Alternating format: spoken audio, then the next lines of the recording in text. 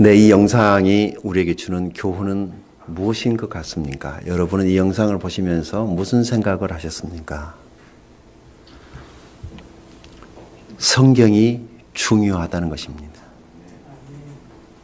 우리에게 있는 이 성경, 그저 예배하러 다닐 때, 교회에 올 때만 가지고 오는 그런 지침이 아니라, 그런 휴대용 책이 아니라, 이 성경은 우리의 실생활하고 굉장히 밀접한 관계가 있는, 이 성경은 목회자들이 연구하고 배우고 사람들에게 설교하기 위해서 배우는 책이 아니라 그리스도인이라면 누구라도, 아니 그리스도인이 아닌 사람들에게도 이 성경은 필요한 것입니다. 성경책 안에 구원의 길이 있고, 성경책 안에 신앙생활, 교회생활, 권위가 무엇이며 죄가 무엇이며 하나님이 어떤 분이며 예수님의 십자가, 복음, 부활, 성령, 교회가 어떻게 시작이 됐는가, 모든 것들이 다 성경에 기록되어져 있는 것입니다. 그러니까 성경을 모르면 신앙생활, 가정생활 잘할 수가 없는 거예요. 절에 다니는 사람들의 그 열심하고 다를 바가 뭐 있습니까? 절에 가도 봉사하고 절에 가도 기도합니다. 거기도 열심히 있습니다. 기독교는 다르잖아요. 성경을 모르고는 우리는 아무것도 할 수가 없습니다. 성경은 하나님의 뜻대로 살기 원하는 사람들에게 있어서는 매우 흥미로운 책입니다. 요리책은 주부들에게 필요하겠죠. 골프 강습에 필요한 그 교습서는 골프를 좋아하는 사람들에게 있어서 굉장히 흥미진진한 책일 거예요. 성경은 하나님의 뜻대로 살기 원하는 사람들에게 있어서는 없어서는 안 될 매우 귀중한 책입니다. 여러분이 신앙생활을 잘하고 싶거나 하나님이 기뻐하시는, 하나님이 원하시는 하나님의 축복을 바란다면 성경을 봐야 됩니다. 이것은 아무리 강조해도 지나치지 않습니다. 우리 오죽하면은 교회 이름이 성서침례교회이지 않습니까? 우리가 성경을 안 보면 어떻게 되겠습니까? 성경을 계속해서 읽고 또 읽고 배우고 묵상하고, 그리고 삶에서 어떻게 하면 이것을 내 삶 속에서 이루어갈까, 이런 고민을 하면서 사는 저와 여러분이 될 수 있기 바랍니다. 오늘 본문의 저자는 주님의 수제자였던 베드로입니다. 제자 베드로. 베드로는요, 어부니까 글도 모르는 무식쟁인 줄로 사람들이 흔히들 그렇게 알고 있는데 그렇지 않습니다. 여러분이 베드로전서, 베드로후서를 읽어보면 이 사람이 정말 글 모르는 무식쟁이가 아니었다라고 하는 것을 알고 깜짝 놀라게 될 거예요. 그건 무슨 배와 그물 버려두고 예수님 따라갔다라고 그러니까 조그마한 댐마나 낚싯대 몇 개 가지고 있다가 히딱 던져버리고 예수님 따라간 줄로 아는데 그게 아닙니다. 어마어마한 사업을 하는 사람이었습니다. 지금도 배 한 척 가지고 있는 게 결코 적은 재산은 아니에요. 굉장히 큰 사업을 하는 사람이었다고요. 그것을 버리고 주님을 따라갈 정도로 열정이 있었고, 그리고 올인하지 않습니까? 요즘에 국회의원 되겠다고 하는 사람들 보면은 막 그 한 가지에 그냥 목숨을 걸죠. 여러분 무슨 일 하든지요, 하나에만 목숨 거세요. 하나에만. 한 가지만. 이것저것. 지금 국가도요, 새로운 대통령이 들어오면 5년 다림질 하기 때문에 새로운 대통령이 오면 이전에 하던 거 다 없는 거 하려고 또 다시 시작해요. 지자체도 마찬가지예요. 그러니 맨날 그 자리예요. 그 자리. 성장을 하지 못하는 거예요. 교회도 우리 후임자가 만약에 왔을 때 전임자가 있었던 그 모든 것들을 다 포맷하고 새로 시작을 한다고 그러면은 도로 지자리잖아요. 이전에 했던 것들을 그대로 유지시켜서 옹고지신이라고, 좋은 것들은 계속 유지시켜 나가고 바꿀 것만 바꾸면 되는데 사람이 들어오면은 다 바꾸려고 그래. 그게 지금 우리 한국 교회의 문제들이에요. 여러분 목욕하고 애기 목욕시키고 목욕물만 버려야 되는데 애기까지 버리면 안 되잖아요. 뭐 바꾼다고 그러면 사람들이 다 바꾸려고 그래요. 그게 바꾸는 것이 아니라 우리가 좋은 점은 계속해서 살려나가고 나쁜 점을 개선해 나가야 된다라고 하는 그런 의미입니다. 베드로는 성격이 굉장히 다혈질이었고 급했던 것은 사실이에요. 이 사람은 생각을 하고 달려가는 것이 아니라 달려가고 나다 생각을 하는 거예요. 그 다시 돌아오고 그랬죠, 늘. 그런 사람 참 많이 있어요. 이 베드로가 남긴 책을 읽어보면은 참 정말 은혜 같아요. 아, 이 사람이 정말 무식한 사람이 아니었구나. 우리들이 베드로를 바라볼 때 문제는 그의 거칠었던 성격이죠. 베드로의 그 성격. 예수님은 이 베드로의 성격을 개조해가지고 아주 부들부들한 사람으로 만들어 쓰신 것이 아니라 베드로의 성격 그대로 주님 일하도록 방향만 바꿔준 거예요. 그랬더니 그 다혈질했던 사람이 하나님 일을 하는데 자기 성질대로 일을 하는 거죠. 엄청난 일을 했어요, 베드로가. 로마에서 주님의 양떼들을 돌보다가 결국에 순교했거든요. 위대한 삶을 살다 갔어요. 오죽했으면 가톨릭에서 제1대 교황이 베드로 아닙니까? 베드로 결혼했나요? 성경은 베드로가 결혼했다고 얘기를 합니다. 그의 장모도 있었고. 약간 좀 다른 게 있죠. 흔히 제자훈련이나 큐티나 신앙생활 잘하면 막 사람이 분해돼 가지고 개조가 돼서 새 사람이 되는 줄 아는데 그거 기대하지 마세요. 20년, 30년, 50년 신앙생활에도 그 사람 절대로 안 바뀝니다. 기대 하덜덜덜덜 마세요. 다만 가치관의 변화는 있어요. 하나님이 그 사람에게 주신 은사, 재능, 달란트가 무엇인가를 그가 알고 나면 그걸 가지고 다르게 산다는 거죠. 근데 우리는 막 사람 뜯어 고치려고 그래요. 그리고 안 바뀌니까 막 싸우고 고통스러워 하잖아요. 내가 보니까 내가 낳은 내 자식도 안 바뀝니다. 부인들의 잔소리로 남편이 변화된다면 이 세상이 변화되지 않을 남편 없을 거예요. 그 어리석은 시도하지 마세요. 아, 이럴 때 하면 소리가 크네, 우리 남자분들. 다 자기 재능대로 쓰임받고 은사대로 사는 거예요.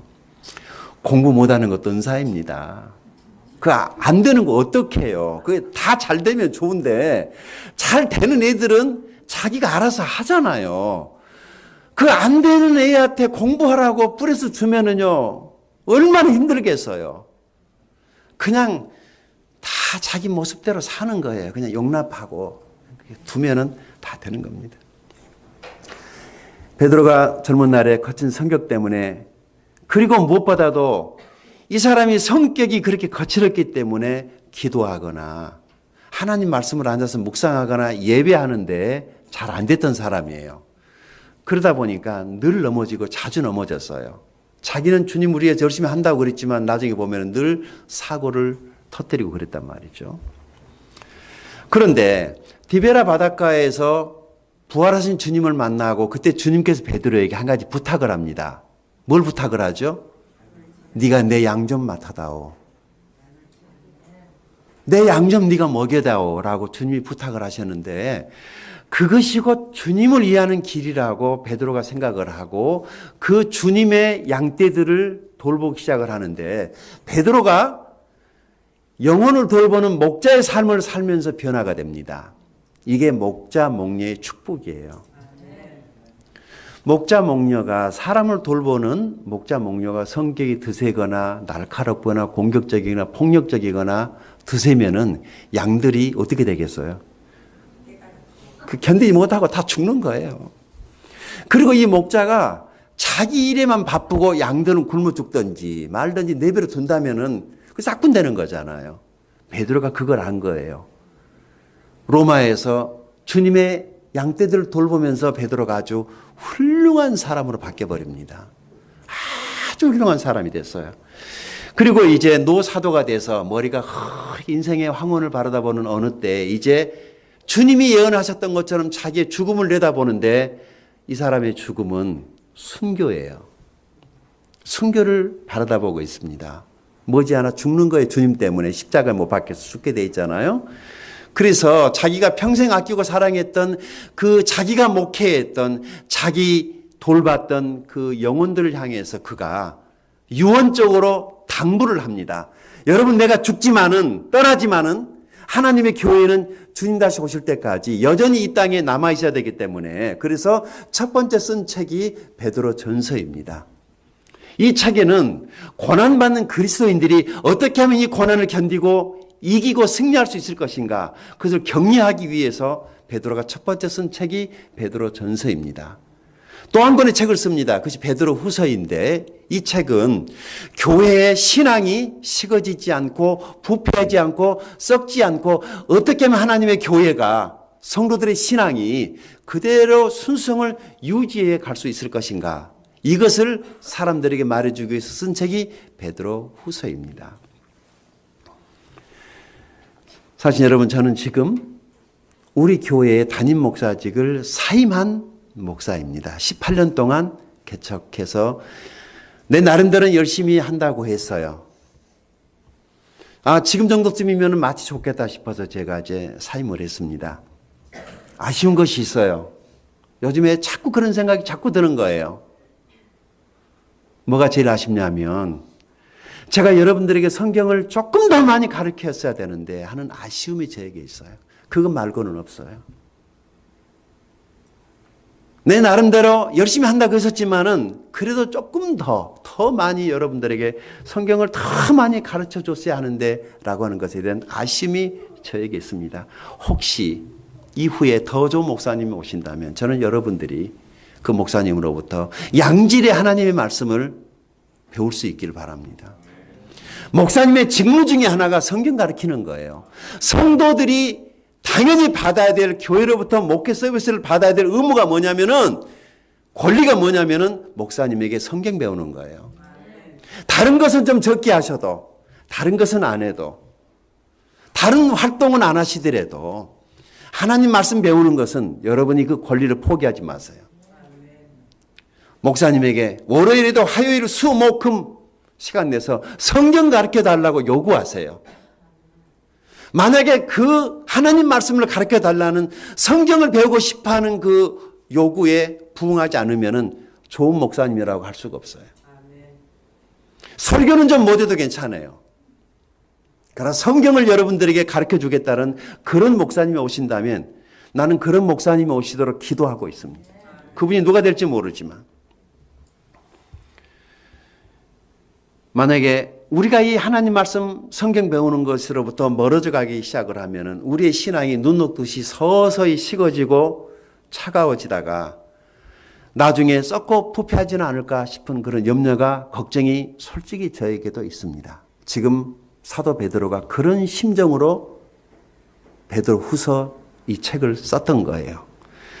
베드로가 신앙이 썩고 부패한 것을 염두에 두고 썼다면 도대체 신앙도 썩는 것인가? 신앙도 부패할 수 있는 것인가? 여러분 어떻게 생각하세요? 우리 신앙이 썩고 부패할 수 있을까요? 예. 썩고 부패할 수 있습니다. 오늘 우리 한국교회가 바로 이런 위기의 직면에 있습니다. 예배당은 크고 화려하고 사람들은 큰 교회로 막 몰리는데 교회에 주일학교가 없어지고 있습니다. 어린이 여름 성경학교가 없어집니다. 교회에 당연히 있어야 될 성경학교, 성경공부 클래스가 없어지고 있습니다. 그리고 일주일에 한 번 와서 예배 드리는 것. 여러분, 일주일에 한 번 예배하는 걸로 신앙을 유지할 수 있다고 생각을 하세요? 무리입니다. 무리입니다. 하루에 밥 꼬박꼬박 세 끼 챙겨 먹더라고. 이거 오늘 못 챙겨 먹으면 평생 못 챙겨 먹는다고 아주 목숨 걸고 챙겨 먹는 분들 계시더라고. 여러분이 만약에 하나님의 말씀을 그렇게 챙겨 먹는다면 삶은 달라질 거예요. 달라질 수밖에 없을 거예요. 안 달라지는 것이 기적이에요. 그게 성경입니다. 많은 사람들이 성경을 읽다가, 성경을 배우다가, 성경을 묵상하다가 위대한 삶을 사는 것이죠. 만약에 성도가 자기가 다니는 자기 교회에서 성경을 배우지 못한다면 어디를 가야 됩니까? 우리 기성교회가 한국의 이단들을 양상을 했어요. 지금 약 200만 명이 넘는다고 그러잖아요. 어마어마한 숫자예요. 그들이 누군 줄 아세요? 한때에 교회에 뻔질나게 다녔던 사람들이에요. 그런데 왜 거기가 있습니까? 이단 교회 가면은 성경 가르쳐 주니까. 그런 매력이 있어요, 성경은. 이단들에 빠지면 잘 못 빠져나오죠? 그게 이단이에요. 그곳에 아주 지독한 매력이 있다고 그래요. 저랑 같이 오래전에 같이 신앙생활 했던 어떤 몇몇 사람들이 언제 보니까 이단교회 중직들이 되어 있더라고. 교회에서 회의하는 것 별로 바람직하지 않습니다. 회의하면 회의 생깁니다. 그 시간에 차라리 하나님 말씀 배우십시오. 기도 시간 좀 줄이고 찬양 연습하는 시간 줄이고 그 시간에 하나님 말씀 배우십시오. 그것이 훨씬 더 좋습니다. 교회 다른 활동을 좀 줄이시고 여러분이 말씀 배우는데 시간을 들이면 삶은 달라지고 신앙생활은 윤택해질 수밖에 없는 거예요. 저는 우리 교회가 갈수록 예배도 좀 심플해지고 식사 문제라든지 모든 것들이 좀 이렇게 깃털처럼 가벼워지는 것 같은 그런 느낌이 아주 좋아요. 막 그전에는 뭔가 막 분주하고 복잡하고 근데 그것에 우리들 길들여져 있었더라고요. 지금이 훨씬 더 가볍고 훨씬 더 좋아요. 그렇지 않아요? 뭐 활동하기 위해서 모이는 것은 아니니까. 지금 중국 교회가 한국 교회를 앞서가고 있다는 얘기 들으셨죠? 제가 중국에 가보니까요, 이해가 돼요. 그들은 10시가 되면 예배당에 다 들어와요. 10시 넘으면 문이 자동으로 잠겨요. 그리고 사람들도 10시가 넘으면 다른 사람 신뢰가 될까 싶어서 절대로 문 열고 들어오지 않아요. 호주 갔더니 힐송 처치도 정확하게 예배 시간 딱 되니까 문이 자연스럽게 딱 닫혀요. 그 이후에 못 들어와요. 뭐 예배하다 왔다 갔다 그런 거 없어요. 집중해야 되잖아요. 예배는 그렇게 중요한 거예요. 이들은 10시가 되면 앉아서 집사님들이 돌아가면서 성경을 강의하는데 10시 55분까지 성경만 그냥 펴서 읽고 해설해주고 읽고 해설해주고 쭉 가다가 10시 55분이 되면 그대로 기도하고 마치거든요. 그 기도 시간에 찬양팀하고 목사님이 강단으로 그대로 올라가요. 기도가 끝나고 나면 바로 찬양이 시작이 되죠. 11시 예배가 시작이 됩니다. 12시 예배 딱 끝나고 가는데 그 1시간 배웠던 성경 교육 시간이 오늘의 기독교 강국을 지금 만들고 있어요. 한국은 거품이에요. 사람만 많아 보이지 성경에 대해서 그렇게 깊이 많이 아는 사람들 별로 없어요. 거품이 너무 많아요. 우리 한국교회 교회 와가지고 예배 시간에 잡담하고 떠들고 막 왔다 갔다 하고 막 그런 거 없어요. 그 시간에 성경 한 구절이라도 더 배우고 싶어서 얼마나 열망들을 가지고 있는지.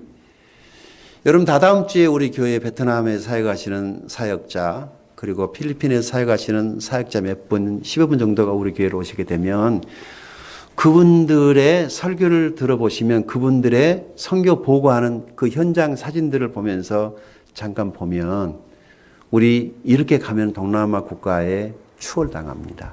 경제적으로도 영적으로도 추월당합니다. 우리가 지금 잘 살고 있다는 착각에 지금 빠져 있어요. 안 가봤기 때문에 그래. 그 현장에 가보면 우리는 추월당하게 되어 있습니다. 우리 하고 있는 거 보면은 곧 추월당해요. 나는요 무슨 베트남에 캄보디아 필리핀 물론 어느 곳에 가면은 그야말로 저것도 교회야 싶을 정도의 그런 것도 있지만은 다 그런 게 아니라 좋은 교회들은 한국에 있는 교회들보다 더 좋은 시설 예배당 더 많이 있어요. 정신 바짝 차려야 된다고 생각을 합니다. 교회 와서 일찍 와서 예배를 준비하고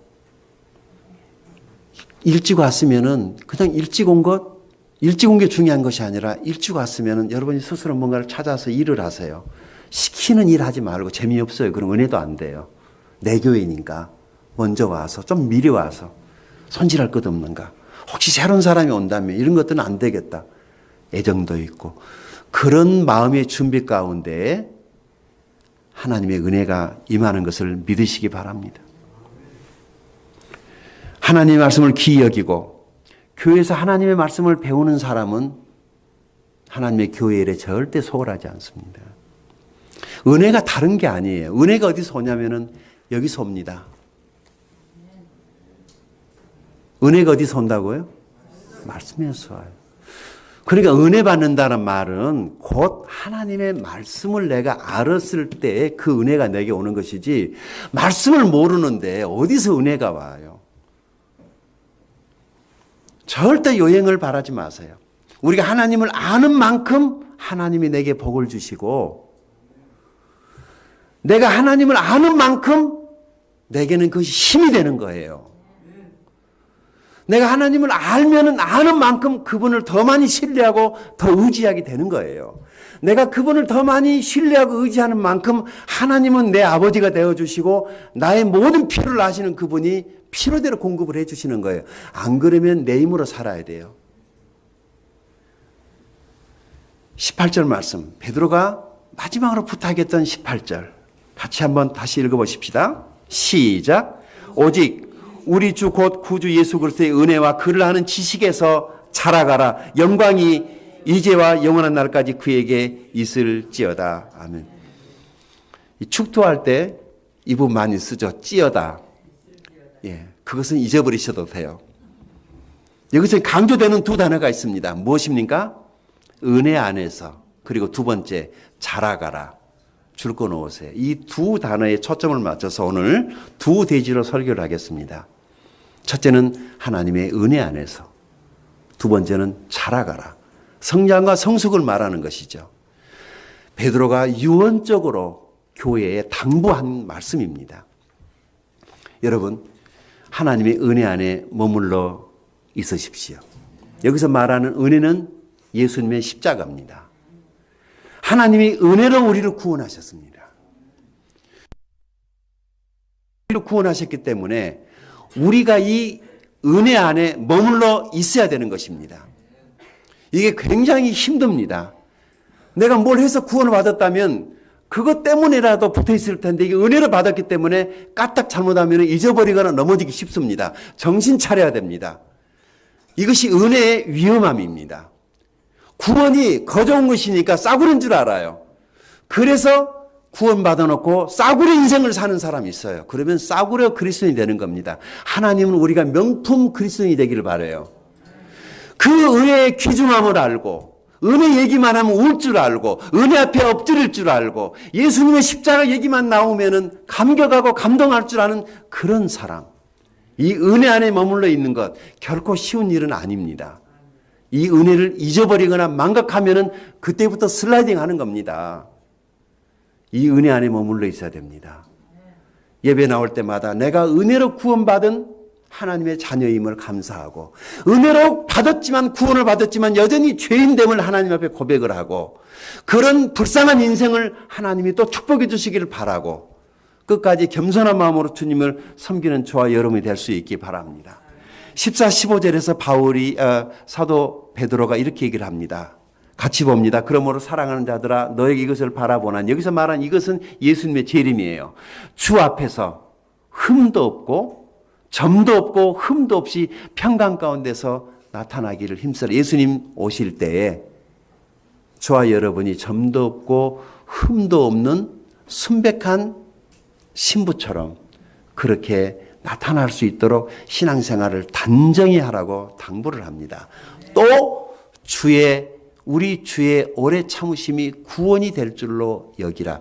여기서 이 참음이란 말이 무슨 말이냐면, 예수님이 지금 오시고 싶은데 참고 계신다. 왜냐하면 누군가의 구원 때문에. 주님이 오고 싶은데 참고 있다는 거예요.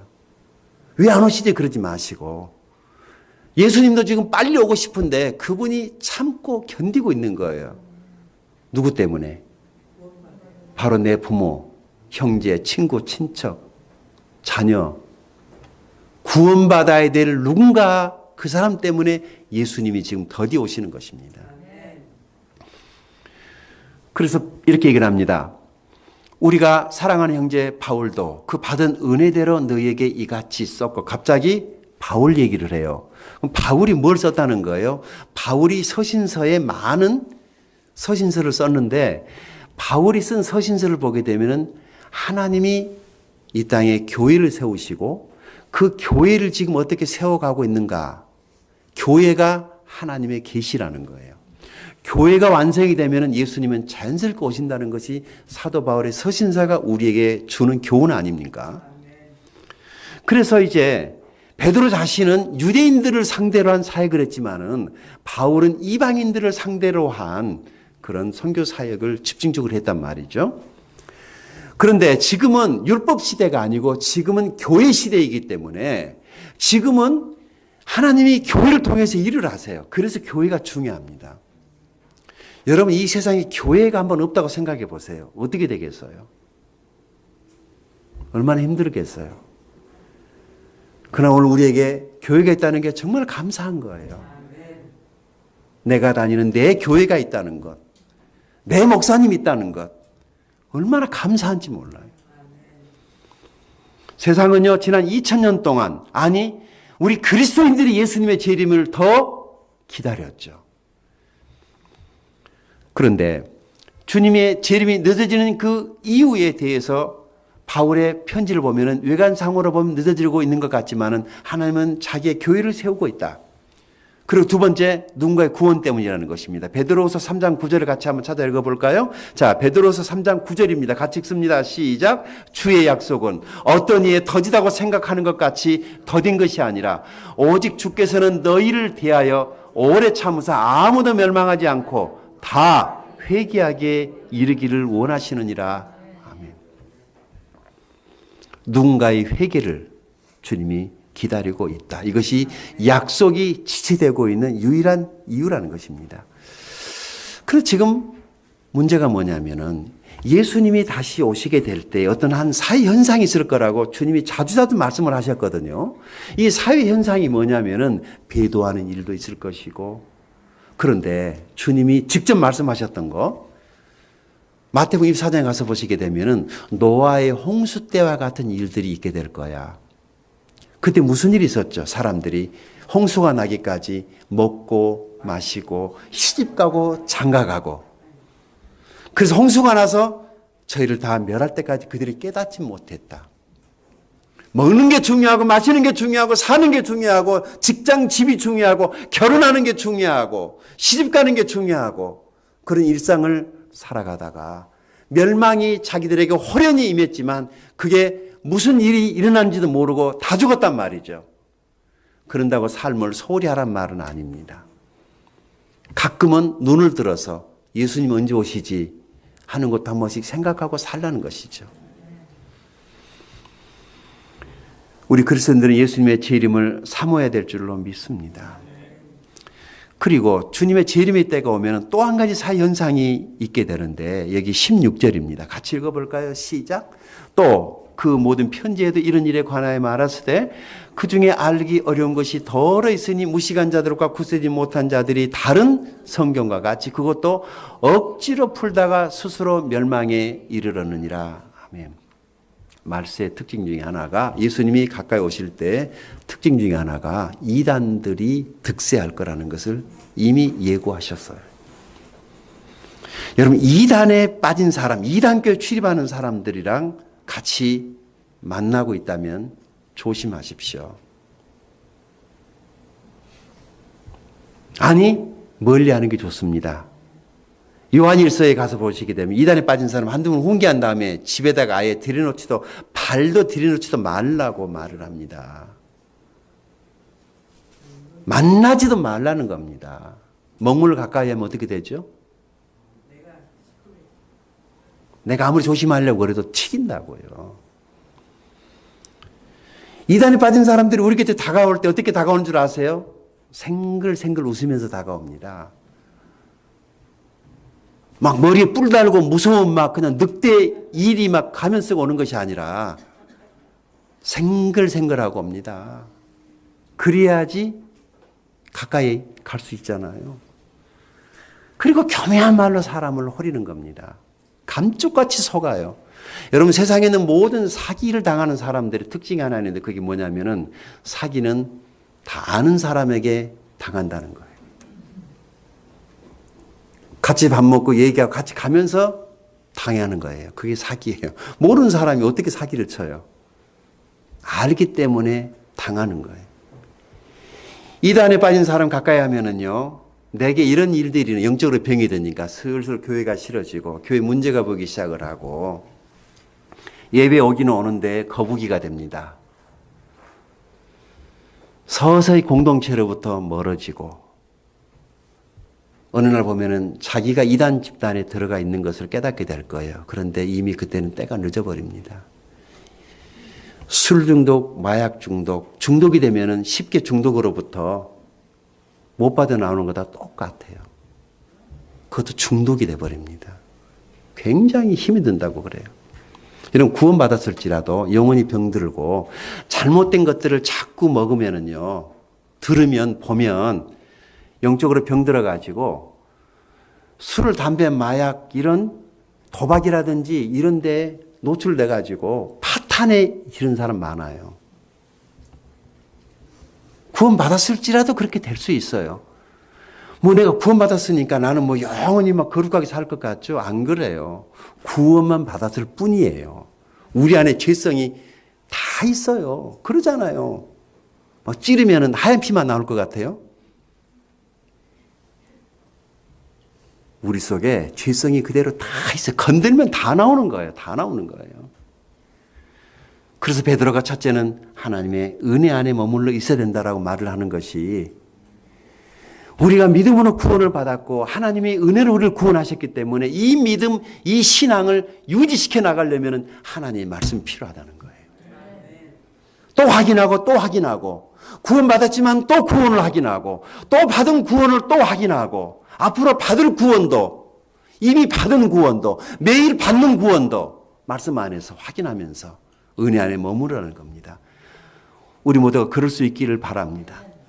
구원받을 수 있는 다른 길을, 다른 이름을 주신 적이 없다고 성경은 말씀합니다. 사도행전 4장 12절에 다른 이로서는 구원을 받을 수가 없나니 천하 사람 중에 구원받을 만한 다른 이름을 우리에게 주신 적이 없음이니라고 성경은 말씀합니다.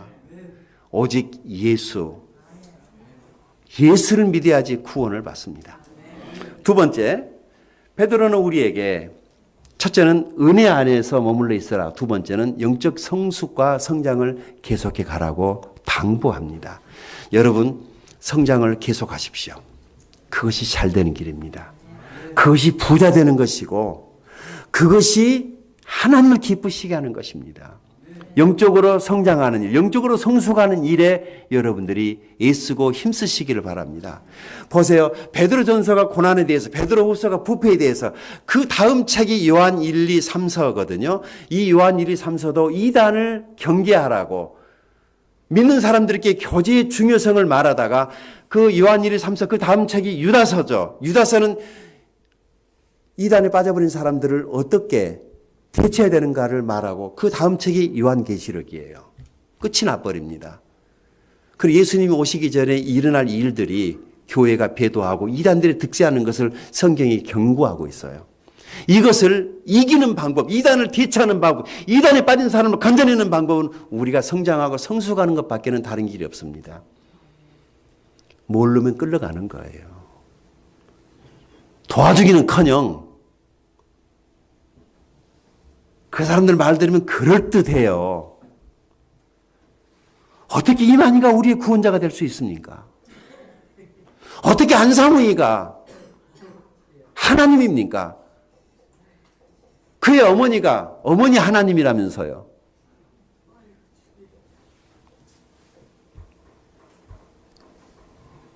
우리 채은이 아주 어리니까 천지분간을 못하고 막 뛰어다니고 돌아다니죠. 영적으로 어리면 그래요. 천지분간 모르고 아주 뭐 또 온열한철이라고 막 그냥 영적으로 성숙하면 그렇게 하라고 그래도 그렇게 안 해요. 그런 사람들 가르쳐서 하는 말, 나대지 마라. 애기들은 나대는 것이 주특기예요. 어른은 점잖해지는 거잖아요. 고요하고 여유 있고 그래도 훨씬 더 많은 일을 해요. 아이들은요, 머리가 무겁고 하체가 짧기 때문에 넘어지면도 잘 일어서도 못해요. 영적으로 어려도 마찬가지예요. 자그마한 일에 탁 넘어졌다가 못 일어서요. 영적인 성장과 성숙은 하나님의 말씀을 얼마나 많이 먹고 그가 얼마나 영적인 훈련을 받았느냐에 달려 있습니다. 하나님의 말씀을 먹지 않으면 세상 유혹에 흔들릴 수밖에 없고 세상이 좋아 보이고 세상이 커 보이는 것입니다. 사실 여러분, 이 약한 세상을 이기고 승리하는 삶을 살려면 영의 양식인 하나님의 말씀을 계속해서 먹어야 됩니다. 말씀을 계속해서 배워야 됩니다. 큐티를 계속하시고 상 공부가 시작되시면은 상 공부 과정을 여러분들이 패스하시고 목장 모임에 가셔서 말씀을 나누시고 계속 영적인 성장을 계속하시는 저와 여러분 될 수 있기 바랍니다. 그리고 말씀을 계속 먹고 배우고 기도와 봉사, 섬김을 통해서 영적인 근육을 단련시켜야 됩니다. 그래야지 건강한 그리스도인이 되는 것입니다. 무엇보다도 순종을 훈련해야 됩니다. 조폭들이 조폭 생활을 시작을 할 때 선배들이 가르쳐 준대요. 조폭 생활을 잘하는 방법. 첫째, 보수에게 덤비지 말아라. 신참이 보수에게 덤비면 어떻게 되겠어요? 걔는 날 새는 거죠. 신앙생활을 하나님 앞에서 이쁘게 잘하려면 성령께 순복하는 것을 배워야 돼요. 사람들에게 순종하는 것 말고 하나님 말씀 성령께 순종하는 것을 배워야 돼요. 사도 바울이 평생 동안 자기를 괴롭혔던 게 뭐냐면은 그의 과격한 성격이었어요. 이 사람이 얼마나 성격이 포악하고 과격했냐면, 선동적이었냐면, 스데반 집사가 돌 맞아 죽을 때 그 사도 바울이 선동을 하거든요. 사울이었을 때. 그 지가 안 죽이고 뒤에서 자기는 옷 지켜주고 있고 다른 사람들을 시켜서 죽게 한 거예요. 살인교사죠. 다메섹에 그날 때 예수 만나던 그날 예수님 만나러 간 게 아니고 다메섹에 있는 그리스도인들을 잡으러 영장 발부해가지고 아주 눈은 뱀눈을 뜨고 아주 살벌하고 아주 사악한 사람이었어요. 그랬던 사람이 주님 만나서 구원받고 회심을 했는데 자기의 그 과거에 잘못 형성된 그 자아라고 그러죠. 여러분, 이 자아가 깨지지 않으면, 자아가 다뤄지지 않으면 신앙생활에도 평생 괴로워요. 저도 그런 사람 중에 한 사람이에요. 제가 예수를 늦게 믿었잖아요. 29살에. 구원받기 전에 이미 형성된 내 삶의 모든 게 내 몸 안에 코드가 이미 심겨져 있어가지고 지금도 그게 나를 괴롭힐 때가 있어요. 이게 자아가 강한 사람은 그 이고라고 하는 것이 성장을 못하는 거예요. 이게 깨져야 되는데 그래서 하나님이 나의 자아를 처리하기 위해서 우리에게 고난이라고 하는 폭풍을 보내는 것입니다. 고난이 왔을 때 우리가 그 깨지는 거죠. 영적인 훈련 가운데 순종이 있다는 것을 배우시고 늘 성령께 순종하는 것을 배우는 저와 여러분이 될 수 있기 바랍니다. 자, 할 얘기 많이 있지만 말씀을 마무리합니다. 베드로의 전서의 주제는 은혜였다면 베드로 후서의 주제는 성장입니다. 합치면 어떻게 됩니까? 하나님의 은혜 안에서 성장하라입니다. 여러분, 하나님의 은혜 안에서 영적인 성장을 계속해 가십시오. 이것은 베드로가 여러분에게 권면하는 것입니다. 저는 다만 그 얘기를 여러분들에게 전달만 했을 뿐입니다. 여러분은 예수님에 대해서 과연 얼마나 알고 있습니까? 그분의 은혜, 그분의 사랑, 그분의 넉넉한 따뜻한, 그분의 그 유머로움, 그분의 그 넉넉한 가슴을 얼마나 본받고 있습니까? 불행하게도 지식에 있어서는 자라가면서도 은혜 안에서 성장하지 못한 경우는 많이 있습니다. 영적 성장은 무엇으로 알 수 있느냐 하면 그 사람이 예수님을 얼마나 닮았느냐로 알 수 있습니다. 표정, 사람을 대하는 태도, 그분의 매너, 그분의 섬김, 그분의 말하는 모든 것들이 예수님을 얼마나 닮았느냐에 포커스가 있어야 됩니다. 그것이 정확한 기준입니다. 여러분은 예수님을 얼마나 닮고 있습니까? 기도하겠습니다.